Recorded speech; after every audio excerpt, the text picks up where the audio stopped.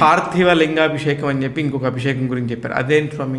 ఇప్పటి వరకు మనం చెప్పిన దాంట్లలో ఇది ఇంకా ప్రత్యేకమైనది.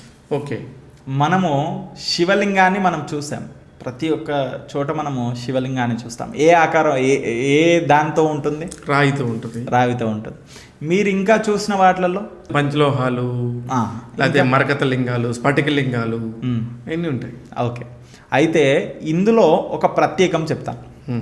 ఏంటంటే పూర్వంలో సత్యయుగంలో వజ్రాలతో చేసిన లింగానికి పూజించేవారు. తర్వాత త్రేతాయుగానికి వచ్చేసరికి మనకు బంగారంతో చేసిన శివలింగానికి ప్రత్యేకం. తర్వాత ద్వాపర యుగానికి వచ్చేసరికి పాదరస లింగానికి అభిషేకం ప్రత్యేకం. ఓకే, కానీ కలియుగానికి వచ్చేసరికి పార్థివ లింగాభిషేకం చాలా ప్రత్యేకం. పార్థివ లింగాభిషేకం అంటే మట్టితో చేసినటువంటి లింగం. ఓకే, మట్టితో చేసినటువంటి లింగంలో ప్రత్యేకంగా ఒక చిన్న విషయము మీరే అర్థం చేసుకోవాలి. అది ఎంత ప్రత్యేకం అంటే ఇసుక రేణువులు, మట్టి అంటే ఇసుక రేణువు, ఒక్కొక్క రేణువు మనము కలగలుపుతేనే ఒక మహాలింగం అవుతుంది.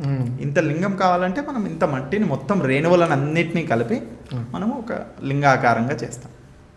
అంటే మనకు హిందీలో ఒక వచనం అంట, హర్ కంకరమే శంకర్ హే. అదేవిధంగా ప్రతి ఒక్క కణంలో ఆ యొక్క శివుడు నివసిస్తాడు. అటువంటి కణాలన్నీ కలిపితే ఒక లింగం, అదే పార్థివలింగం. ఆ పార్థివలింగానికి అభిషేకం చేశామంటే చూడండి మీరు, అంటే మీరు ఎంతటి పుణ్యం చేసుకుంటే ఆ యొక్క అభిషేకం చేయగలుగుతారు. ఓకే, కాబట్టి పార్థివలింగ అభిషేకానికి కలియుగంలో చాలా ప్రత్యేకమైనటువంటి స్థానం ఉంది.